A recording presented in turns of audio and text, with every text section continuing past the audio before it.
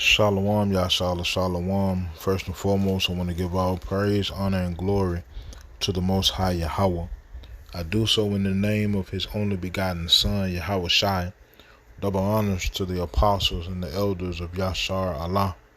Call Holoyim La Yahweh Bahasham Yahweh Shai Bahasham Harakakudash, for blessing our elders with the spirit of truth so that we may know. Shout out to the Akim and the Akwaf that's keeping the faith and the works. Y'all keep at it.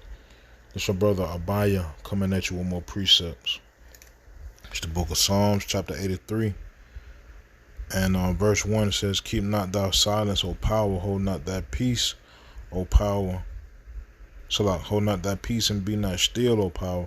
For lo, thine enemies make a tumult, and they that hate thee have lifted up the head. They have taken crafty counsel against thy people and consulted against thy hidden ones." So the devil is at it again, right? Basically, giving us the narrative of we should be thankful for slavery because of the quote-unquote benefits from it. According to this devil, DeSantis in Florida, if it weren't for slavery, we wouldn't know how to do nothing but swing on vines and climb trees. Right? Like these devils in real life are pushing the narrative of before slavery we knew how to do not a damn thing. They civilized us like beasts. Right? That's ultimately what this devil is saying. It's the same thing that happened when we got so-called emancipated. How we had to march for the right to be called human beings because we were considered chattel, right? Or cattle, right? Basically considered to be animals, right? Even according to the laws of today, you still considered what is 1/3 of a human being, 2/3 of a human being, something like that. Like we're not a full human being according to the laws in this place. And yeah, they may say, well, that's just written on a piece of paper. We don't actually abide by that, but it's still written on the damn piece of paper. Right? The book of Sirach tells us not to trust our enemy. And this dude, DeSantis, he ain't just pulled this idea out of thin air. Right? He ain't the only one that thinks like this. You best believe the majority, if not all, of Edom, or the so-called white man, have the same mindset as it pertains to us. That's why they keep trying to tell us to get over it, because they real life feel like we benefited from slavery. All right. So I'm gonna let this video play and I'll be back. And now let's move from drilling a hole in the planet to, metaphorically, drilling a hole in one's brain, because that's what education in the US state of Florida is beginning to sound like. It's the home state of the two top Republican presidential candidates, former US President Donald Trump, who moved there a few years ago, and Ron DeSantis, who's also the governor of Florida. Now, DeSantis is on the war path against common sense, it seems. I say this because of the state's new school curriculum and how the history of slavery will be taught in the US now. In Florida, teachers will have to teach students about the supposed benefits of slavery. Yes, benefits of slavery, and how it helped slaves. We're not making this up. Here's a report. It is so good to see you all. Florida Governor and U.S. Republican Party presidential candidate Ron DeSantis had once said, "Florida is where woke goes to die." But it seems like common sense is also meeting the same fate. But here's what I know. And not just common sense, educational honesty and your conscience as well. Here's why. What do you usually think about when someone mentions slavery in the US? Millions of people from Africa forcibly brought to American shores. People brought in chains to work on plantations owned by white colonizers. Millions of deaths, rapes, and crimes against humanity. How people were robbed of their humanity and how they became the property of colonists. That's what actually happened. But according to Florida's Board of Education, it's not enough to know that and understand the horrors of slavery. No, they think you should also know about slavery's not often discussed benefits. They want students to know about, and I quote, how slaves developed skills which, in some instances, could be applied for their personal benefit. We're not making this up. That's a part of the state's new curriculum. It's part of the section describing the work slaves did. You know, the unpaid labor they were forced to do under the threat of beating, starvation, and death. Things like picking cotton in the scorching sun, or being forced to build a plantation owner's house, or sweep the colonists' floors while they made a fortune on the backs of slave labor. Yes, Florida wants its students to know how all of these atrocities were skill development programs for the slaves. They apparently want students to get the full picture. Let's think about this from the perspective of an Indian urban legend. The Mughal Emperor Shah Jahan allegedly chopped off the hands of the workers who built the iconic Taj Mahal. The myth goes that this was to stop them building anything as beautiful ever again. It's a legend that's used to highlight the horrors of unchecked power. Now imagine if someone narrating this story then went on to describe how the laborers also benefited from the act. That cutting off their hands led to them learning to write with their feet or with quills in their mouths. How it forced the laborers to develop a unique new skill that may have been used elsewhere. Does that not sound absurd and ridiculous and downright disrespectful to those who have suffered? Which begs the question, what is Florida trying to do? There's also more in the new curriculum which seems like the state trying to justify slavery. The curriculum says students need to learn about slavery in other parts of the world.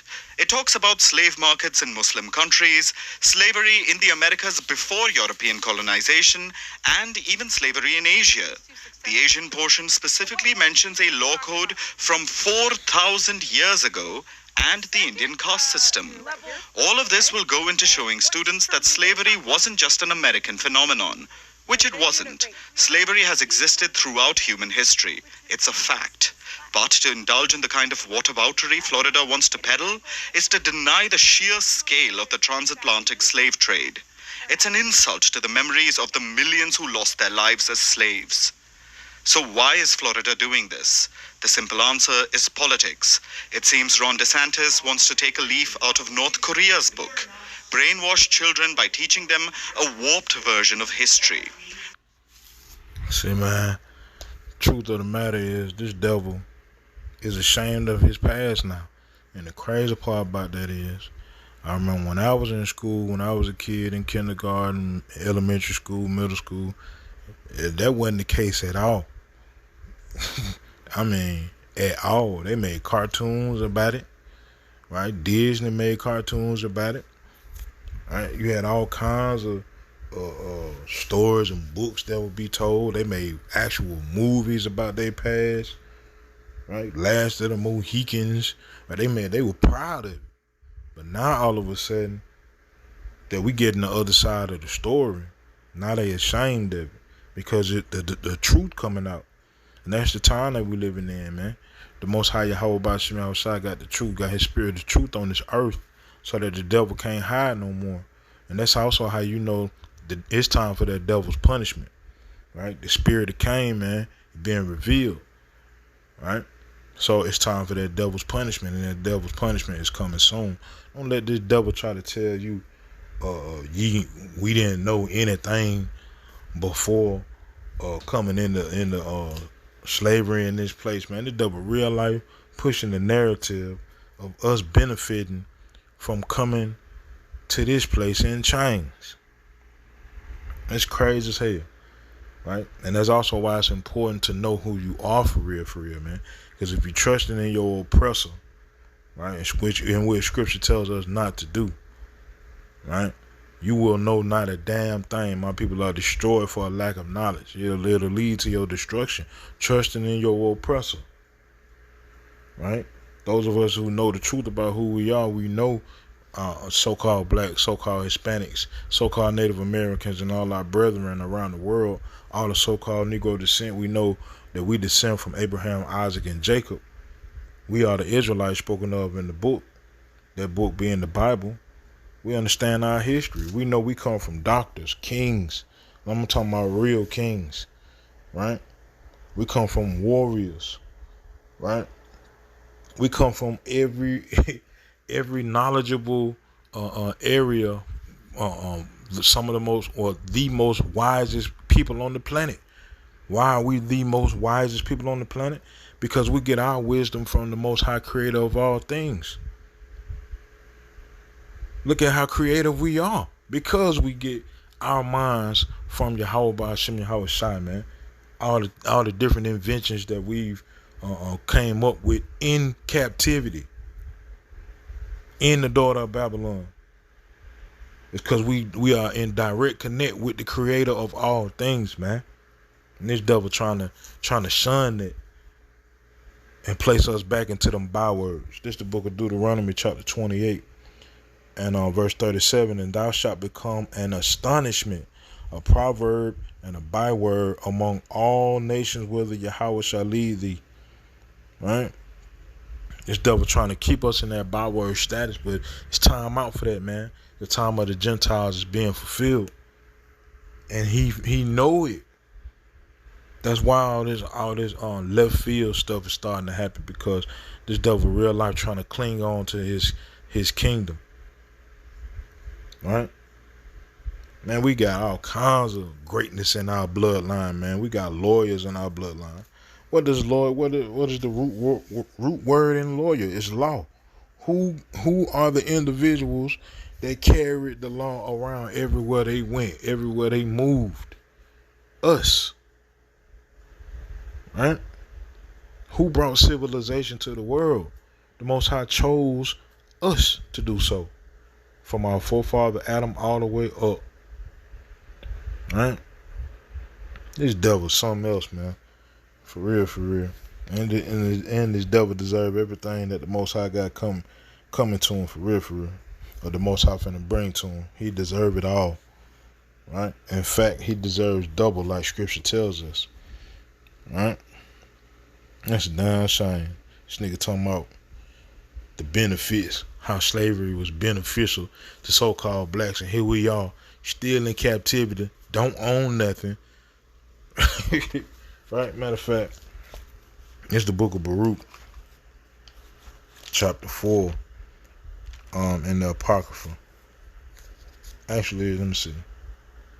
Baruch chapter 3 and verse 8 says, Behold, we are yet this day in our captivity, where thou hast scattered us for a reproach and a curse, and to be subject to payments, according to all the iniquities of our fathers, which departed from Yahweh our power. Right? Here we are having to pay $50,000 to go to a school to get a sheet of paper that say you know how to do a thing, and when you leave that school, you may not even get a job in what you went to school for, and you still owe that $50,000. And we benefiting from being over here, having to make another person rich every day, clocking in and out on the plantation. But we benefiting from being over, man. This devil got some balls on him, man. I ain't lying. This devil has nerves.